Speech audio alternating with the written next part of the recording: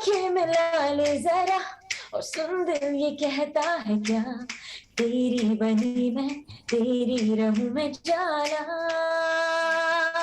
ओ तू है मेरा मेरा दिल चुरा के अब तेरा तेरा अपने ही दिल। दोस्ती बड़ी ही हसीन है, ये ना हो तो क्या फिर बोलो ये जिंदगी है। नमस्कार दोस्तों, मैं हूं सौरभ शर्मा। आप देख रहे हैं न्यूज नेशन। न्यूज नेशन पे आज मैं आपकी मुलाकात कराऊंगा गुरु शिष्य की एक ऐसी जोड़ी से जो टॉक ऑफ द टाउन बनी हुई है। जी हां, मैं बात कर रहा हूं लेस्ली और काव्या की। आप दोनों का बहुत बहुत स्वागत है न्यूज नेशन में। नमस्ते, thank you very much Saurabh ji. Leslie ji, सबसे पहले सवाल आपसे कि आपने अपने जीवन में कई पड़ाव से आप गुजरे। सबसे पहला पड़ाव था गिटारिस्ट का, उसके बाद आप जिंगल कंपोज करने लगे, उसके बाद एक पॉप म्यूजिक कंपोजर के तौर पे आप सामने आए, और उसके बाद आपने एक बैंड फॉर्म किया, और उसके बाद आपने स्टेज परफॉर्मेंस देके ग्लोबल हिंदी करके अपना एक चैनल बनाया। आपको क्या लगता है, इतने सारे पड़ाव, इतना सारा काम, कैसे हर अपने पड़ाव को देखते हैं आप? मैं बस अपने म्यूजिक को फॉलो करता हूँ, और जब मुझे लगता है कि सब लोग वही करते हैं तो मैं सोचता हूँ और कुछ म्यूजिकली और कुछ अच्छा मेरे लिए, जो मुझे अच्छा लगता है मैं और कुछ करूँ। और ऐसे ही मुझे लगता है लोगों को, जो गाने मैंने किए हैं, जैसे कि परी हूँ मैं, जानम समझा करो, यारो दोस्ती, पल, सानी धपा, कृष्णा, इतने जो हिट गाने हुए वो क्योंकि हम अपने आप के लिए गाना बनाते हैं, और एंड में जब लोगों को अच्छा लगता है तो मुझे लगता है कि आई एम ब्लेस्ड कि मैंने इतने गाने किए हैं और अब ग्लोबल हिंदी तक आकर पहुंच गया है। तो आगे क्या होने वाला है वो आप न्यूज नेशन और आपके जो व्यूअर्स है सब सुनेंगे सून। उसके पहले आपको सुनने मिलेगा जो मेरा नया गाना है, जी, तू है मेरा, बाय काव्या बिल्कुल जोन्स।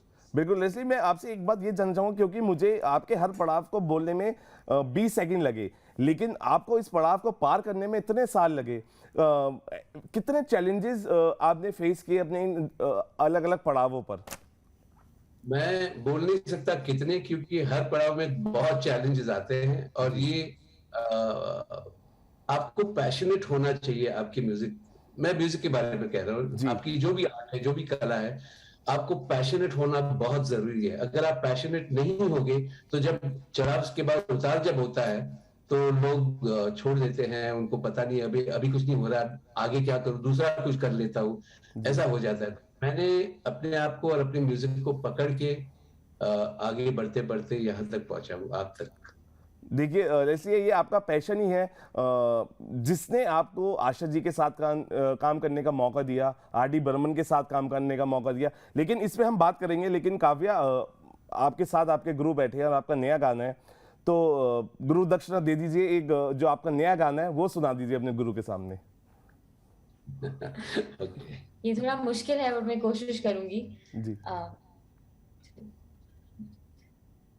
हे तेरी ये नजदीकियां धड़काए दिल ये मेरा मेरा मेरा मेरा मेरा मेरा दिल धड़के अब पासा।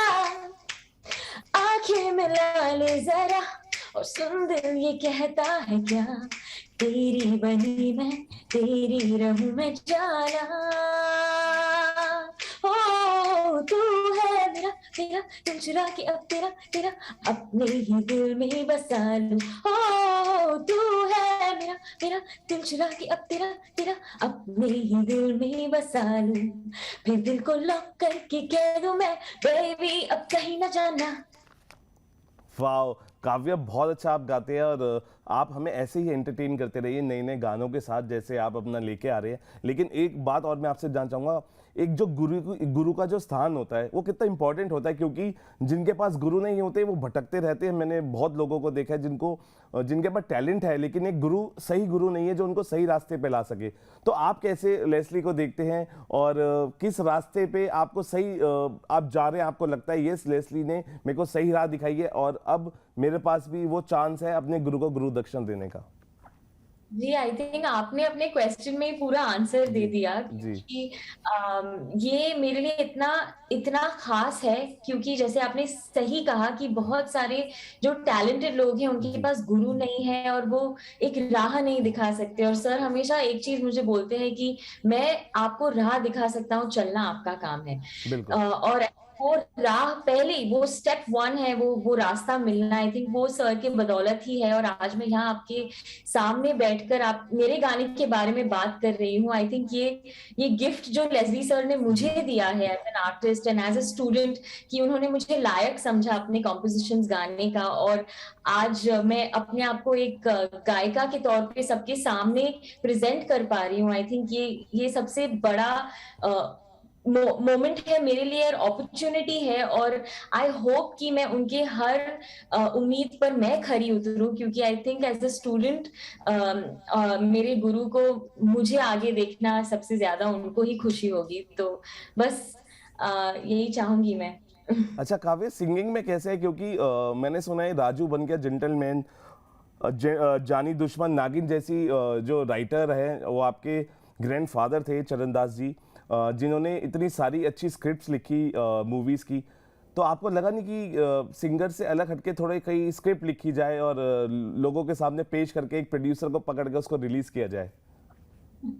कभी सोचा नहीं, क्योंकि मैं आपको एक चीज बताना चाहती हूँ। एक्चुअली मेरे नाना जी फिल्म लिखने से पहले एक लिरिक राइटर थे, तो वाह। कहीं ना कहीं वो का तार तो जुड़ा ही था मेरे जी साथ। और मेरे जी पिताजी भी, डॉक्टर जी, वो भी एक गायक है। तो जी आई थिंक फैमिली के पूरे ट्रेडिशन में ही गाना सबसे इम्पोर्टेंट था, म्यूजिक सबसे इम्पोर्टेंट था। तो मुझे नहीं लगता है कि मैं लिरिक राइटर बन पाती। जी उनके जितना बड़ा और उनके जितना लेजेंडरी लिरिक राइटर बनना तो मैं जुर्रत भी नहीं करूंगी कोशिश करने की। आई थिंक गाना ही सबसे मेरे लिए खास है, तो मैं बस वही करना चाहूंगी। कभी बिल्कुल। सोचा, कभी नहीं पूछा। लेस्ली सर, आपसे जानना चाहूंगा, क्योंकि जनरली जब फादर अपने बेटे को किसी से इंट्रोड्यूस कराते हैं तो उनका इंट्रोडक्शन अलग होता है, लेकिन जब आपको आपके फादर ने इंट्रोड्यूस कराया आर डी बर्मन साहब से, उनका थोड़ा सा इंट्रोडक्शन थोड़ा अलग था। अगर वो थोड़ी मेमोरीज आप हमारे दर्शकों के साथ, हमारे अपने फैंस के साथ शेयर करना चाहें सर। तो मेरे डैडी ने बोला कि देखो तुम यहाँ वहां बजाते हो क्लब्स में, तुमको पंचम ठाक के पास बजाना है। तो ना ठीक है, आर डी बर्मन मुझे अच्छा लगता है, गिटार विटार रहते हैं उनकी म्यूजिक में, आई डोंट माइंड। तो मुझे मिलने लेके गए, स्टूडियो में गए थे। और नॉर्मली कोई भी फादर बोलेगा ये मेरा बेटा है, उसको गिटार बजाना है आपके साथ, आपके गानों में उनको, तो आप प्लीज उनको साथ में ले लीजिए। नॉर्मली ऐसे एक फादर बोले। मेरे फादर यहाँ से शुरू किए, ये मेरा बेटा है, बीकॉम फेल। बीकॉम फेल बोले, उसको गिटार बजाने का शौक है। And I am in my mind, मैं मन में कह रहा हूँ कि भाई मैं तो प्रोफेशनली बजा रहा हूँ, मैं क्लब्स में बजा रहा हूँ, रिकॉर्डिंग्स में बजा रहा हूँ, स्टूडियो में बजा रहा हूँ। आप पंचमदा को बोल रहे हैं कि इसको गिटार बजाने का शौक है। तो ये मेरा बेटा बीकॉम फेल है, उसको गिटार बजाने का शौक है। और आशा जी जहाँ साइड में बैठी थी, बोली बेटा देखो ये गिटार बजाना अच्छा है, लेकिन पढ़ाई पे ध्यान दो। तो ऐसे मैं बजाने आया और यहाँ पढ़ाई की वापस। और एंड में आशा जी एक दिन मुझे लंदन में मिली और मुझे बोली कि अरे मेरा एल्बम तुमको करना है। वही लाइन मेरे माइंड में आया कि जी बेटा ये गिटार विटार सबके लिए नहीं है, पढ़ाई पे ध्यान दो। एंड में मुझे ही पूछा कि उनके एल्बम जो राहुल है ना, आर डी बर्मन और आशा जी की एल्बम जो मैंने रीमिक्स पहले इंडिया में स्टार्ट किया था, जी वो उन्होंने मुझे पूछा, तो वो लाइन उनकी फिर से मुझे याद आई। What is amazing question. नहीं, देखिए सर, ये उनकी सिंप्लिसिटी और आपके वालिद साहब का आशीर्वाद है कि आपको ट्रैप सिटी में आप इकलौते ऐसे सिंगर हैं जिन्होंने हॉलीवुड में इंग्लिश में गाया है। देखिए ये उन्हीं का वरदान है, उन्हीं का आशीर्वाद है, उन्हीं की ब्लेसिंग्स है जो आपने इस मुकाम को भी हासिल किया। अगर हॉलीवुड उस फिल्म के बारे में आप बताएं कि किस तरीके से, क्योंकि इतनी हिम्मत जुटा नहीं पाता है कोई भी बॉलीवुड से गया हुआ इंसान, लेकिन आपने हॉलीवुड में वो परचम लहराया और ट्रैप सिटी में हॉलीवुड फिल्म के अंदर आपने इंग्लिश में गाना गाया। जी मैं बहुत लकी हूँ कि इंडिया में मुझे नहीं लगता है किसी ने इंग्लिश में हॉलीवुड में गाया है एज अ गाना। जी और वो मैं बहुत लकी हूँ कि वो उन्होंने सोचा कि मेरा सिंगिंग, मेरे जैसा वॉइस इंटरनेशनली उनको अच्छा लगेगा. So I was really happy. I was really blessed. और yes, I am lucky कि I'm the only Indian to sing in a Hollywood film. Sir हमारा कॉलेज टाइम को जो आपने इतना मेमोरेबल बनाया अपने गानों से, उसका एक गाना है दोस्ती बड़ी ही हसीन है, और काव्या आपके बराबर में बैठी हैं जो आपका साथ देंगी, वो भी इतनी खूबसूरत है जितना खूबसूरत आपका गाना है. तो अगर दो अल्फाज हो ऐसा दोस्ती बड़ी हसीन है के. यारों दोस्ती बड़ी हसीन है, ये ना हो तो क्या फिर बोलो ये जिंदगी है, कोई तो दिलबर हो यार, बेगरज तेरा हो यार, कोई तो हो राज़दार. यारों दोस्ती बड़ी हसीन है, ये ना हो तो क्या फिर बोलो ये जिंदगी है. बहुत खूब सर, ये वही गाने हैं जो आज भी सुने जाते हैं और आगे भी सुने जाएंगे. हमने भी सुने, अभी कॉलेज वाले भी सुन रहे हैं, और जो कॉलेज में आएंगे वो भी सुनेंगे. ये मेमोरीज आपने जो छोड़ दी है ना, ये सच में एक छाप की तरह है. सर एक चीज़ और जानना चाहूँगा, क्योंकि पीएल राज साहब जो आपके फादर थे, वालिद साहब थे, उन्होंने शोले डॉन जैसी फिल्मों में कोरियोग्राफ किया. बहुत बड़ी बात है. वो भी एक मेमोरीज हैं. शोले डॉन जब हम बात करते हैं तो आज भी लोगों के जहन में अमिताभ बच्चन और उसकी कोरियोग्राफी की बात होती है. तो आपको कभी नहीं लगा कि ये वालिद साहब कोरियोग्राफर है, चलो कोरियोग्राफर बना जाए, या म्यूजिक की तरफ पहले से ही रुझान था? नहीं, म्यूजिक तो घर में था. उनको भी बहुत इंटरेस्ट था इलेक्ट्रॉनिक म्यूजिक में, तो सिंथेसाइजर्स, ड्रम मशीन सब मेरे पास already as a young artist मेरे पास हाथ के पास था सब ट्राई करने के लिए. लेकिन स्कूल में उनको लगा कि मैं डांस डायरेक्टर बनना चाहिए, मुझे डांस करना चाहिए, क्योंकि मेरे फादर डांस डायरेक्टर है एज ए कोरियोग्राफर. तो मुझे स्कूल में लुंगी पहना के, मुंह पर बूट पॉलिश लगा के, हम काले हैं तो क्या हुआ दिल वाले, अरे बाप रे, करना पड़ा. बेटा हूँ. उसके बाद मैंने बोला भाई मुझे डांस नहीं करना है, मुझे और कुछ करना है. सर आर डी बर्मन साहब के आपने एज अ गिटारिस्ट काम किया, कोई ऐसी मेमोरीज या आर डी बर्मन के साहब के बारे में आप कुछ बताना चाहे? बिकॉज आप इतने लकी हैं कि आपने इतने वर्सेटाइल लोगों के साथ काम किया है. कोई एक ऐसी बात जो आप आर डी बर्मन के बारे में शेयर करना चाहेंगे हमारे ऑडियंस से? तो हम एक रिकॉर्डिंग में थे, और रिकॉर्डिंग नेली 11 साढ़े 11 बजे टी चाय का ब्रेक था, तो सब लोग बाहर निकल गए थे स्टूडियो के जहाँ चाय पी, और मैं अकेला बैठा था. और मेरा एक नया गाना मैंने कंपोज किया था अपने आप के लिए, तो ऐसे ही गिटार पे बजा रहा था, और पियानो जो अपराइट पियानो है तो वो हाई वाला, उसके पीछे कोई बैठ के वही नोट्स बजाने लगा जो मैं बजा रहा था. तो मैंने भाई मेरा गाना बजा रहा हूँ, मेरा पियानो वाला कौन है जो मेरे, वो मतलब ढूंढ रहे हैं कि ये कौन सा नोट है, वो कौन सा नोट पियानो पे है, सेटिंग टिंग टिंग, मैं बजा रहा हूँ वही. तो उठ के देखा तो पंचम था, आर डी बर्मन जी. अरे बाप, ऐसा लगा कि भाई वो उनको मेरा गाना अच्छा लगा, और वो ढूंढ रहे कि कॉम्पोजिशन इसने कैसा किया है. तो आई वाज उस टाइम, जैसे बोलते थे एक शॉट इन द आर्म, एक पूरा एक एक्सप्लोजन हुआ कि वाह, उनको मेरा गाना अच्छा लगा, और वो ढूंढ रहे कि मेरे गाने का नोट्स कौन सा है, वो उनको अच्छा लगा. आई फेल्ट अमेजिंग, और वो मेरे माइंड में अब तक, और स्टूडियो में कोई नहीं, सब बाहर गए बस पंचमदा में. So I think that is a fantastic moment. Sir इतना काम, इतनी स्टोरीज, इतनी कहानियां आपके पास है ना. अगर हम आपसे एक एक कहानी सुनेंगे तो मुझे लगता है कि शाम हो जाएगी. काव्या, आपसे जानना चाहूंगा, देखिए आपके जो बराबर में जो बैठे हैं लेस्ली, वो इंसाइक्लोपीडिया हैं, उनसे आप जितना ले सकते हैं लीजिए. सबसे बेस्ट चीज आपको क्या लगती है कि ये आपने उनसे अपने गुरु से ले ली और अब आप उसी राह पे चल रहे हैं? बस एक चीज जो मुझे सर हमेशा एक चीज कहते हैं कि अपना हर काम ईमानदारी से करो, 100% दो, और रिजल्ट के बारे में कभी चिंता मत करो, क्योंकि आज सक्सेस है कल नहीं है. बट एक चीज कांस्टेंट रहेगा, वो है आपकी कला और आपका म्यूजिक। बिल्कुल। आई थिंक मैं उसी राह पे चलने की कोशिश कर रही हूँ जब से मैं सर से मिली हूँ, और ये एडवाइस आई थिंक मुझे आगे ही लेके जा रहा है, क्योंकि मैंने अपने संगीत को किसी दायरे में नहीं रखा है। मैं जी। सिर्फ इतना कोशिश करती हूँ, मैं उसको बस पुश कर रही हूँ, खींच रही हूँ अपने आप को, ताकि मैं अपने आप को कहीं बांध ना दूं। और आई थिंक यही एडवाइस की वजह से मैं अपने आप को कहीं बांधना नहीं चाहती। तो बस यही सीखा है सर से। और जैसे आपने सही कहा कि सर तो इंसाइक्लोपीडिया है, रोज जी। कुछ ना कुछ सीखने को मिलता है। सौरभ, मैं आपको एक चीज बताऊं, मैंने जी। 3 साल में कभी ये नहीं पूछा कि सर मैं कब गाऊंगी, अभी बस हो गया, मैं कब से बैठी हूँ दूसरों को सुन रही हूँ, बट मैं कब गाऊंगी। आई थिंक सर मेरे पेशेंस को टेस्ट कर रहे थे, और आज मैं आपके सामने मेरा ही गाना लेके आ रही हूँ, उनका ही जी। कॉम्पोजिशन है। जी। तो आई थिंक कुछ ना कुछ तो सीखा है मैंने, Sure. और पेशेंस भी सीखा है सर से। सर काफी पेशेंट है। बस तो 3 साल निकल चुके हैं, अभी बस आगे बहुत बहुत आगे काम करना है। सर, आपने डिकेड्स देखे हैं म्यूजिक इंडस्ट्री के, आपको लगता है कि म्यूजिक थोड़ा सा बदला है?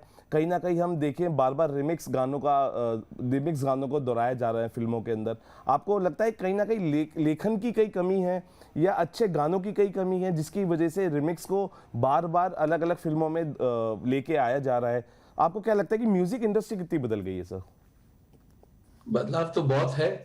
आप 50s, 60s, 1970, 1980, 90 आप देखेंगे कि 60s, 70s, 80s में आपके पास गाने आते थे, आप गाने गुनगुना रहे थे। जैसे आपने कहा कि यारो दोस्ती, जी। वो ने गाया, नेक्स्ट जनरेशन गा रहा है, फिर से आगे वाला जनरेशन गाएगा। जी। तो वो same thing with old song, जैसे बॉलीवुड के जो गाने लग जा गले हो, या बहुत से गाने हैं जो हमारे साथ रहे फ्रॉम पीढ़ी टू पीढ़ी।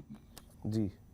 अभी थोड़े 8-10 साल से मैंने देखा कि बहुत सा म्यूजिक बन रहा है, गाने नहीं बन रहे। और जी। इसलिए अभी आजा मेरी बाहों में, जो मैंने काव्या का पहला गाना किया था 2 साल पहले, जी। और अब तू है मेरा लेकर, मुझे लगता है कि लोग ये गाना गुनगुना सकते हैं। क्योंकि मॉडर्न भी है, मॉडर्न वुमन का एक अंदाज है, लेकिन गाने में मेलोडी है, और वो मेलोडी आपको पकड़ेगा। काव्या, आपसे जानना चाहूंगा कि क्योंकि मैंने सर का एक इंटरव्यू पढ़ा था, सर ने कहा था कि अभी इंग्लिश गानों के लिए हिंदी ऑडियंस रेडी नहीं है, लेकिन हम जिस तरीके से अभी यूथ को देख रहे हैं, जिस तरीके से वो गाना बना रहे हैं, अपने चैनल्स खोल रहे हैं सोशल मीडिया पे, आपको लग रहा है कि हाँ अब बदलाव आ रहा है, लोग अपने पसंद के सॉन्ग्स को गा रहे हैं, और अब हर तरीके के गाने के लिए रेडी है हमारा यूथ?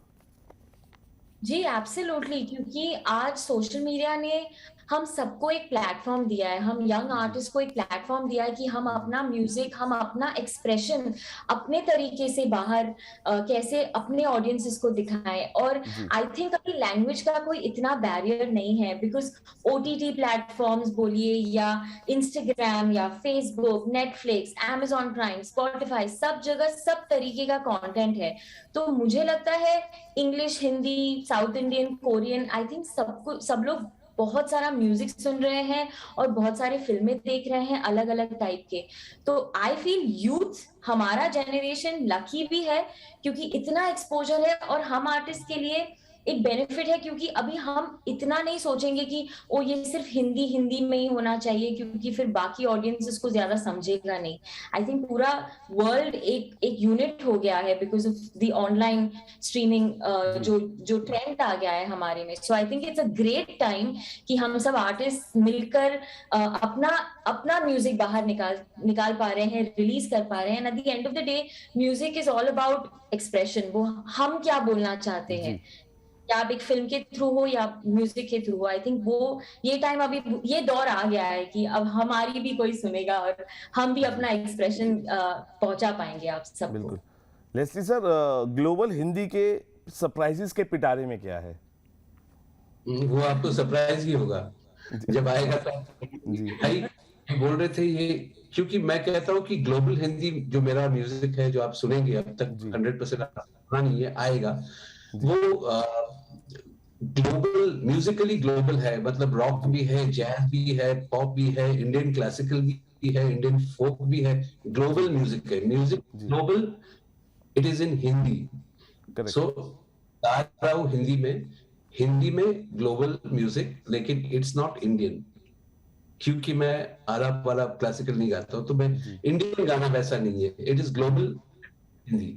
तो मुझे लगता है कि ये अक्रॉस द बोर्ड, अगर आप इंडिया में देखेंगे, जैसे आपने अभी कहा कि नई जनरेशन है, वो इतना उनको एक्सपोज हुआ, वो दे आर रेडी नाउ। और अभी जो रेडी है, तो बोला आपके पास मैं गाने लेके आऊंगा इन अ न्यू वे, कि लोगों को अच्छा लगे, गाना भी अच्छा लगे, और एक इंटरनेशनल फील भी हो उसका, और जब इंडियन भी होगा। जी काव्या, सर का एक गाना है जानम समझा करो, उसके पीछे भी एक स्टोरी है जो सर को पता है, और सर स्माइल भी करेंगे। जानम समझा करो के पीछे एक स्टोरी है, लेकिन अगर आप सर का गाना आपके वोकल्स में हम अगर सुनना चाहें।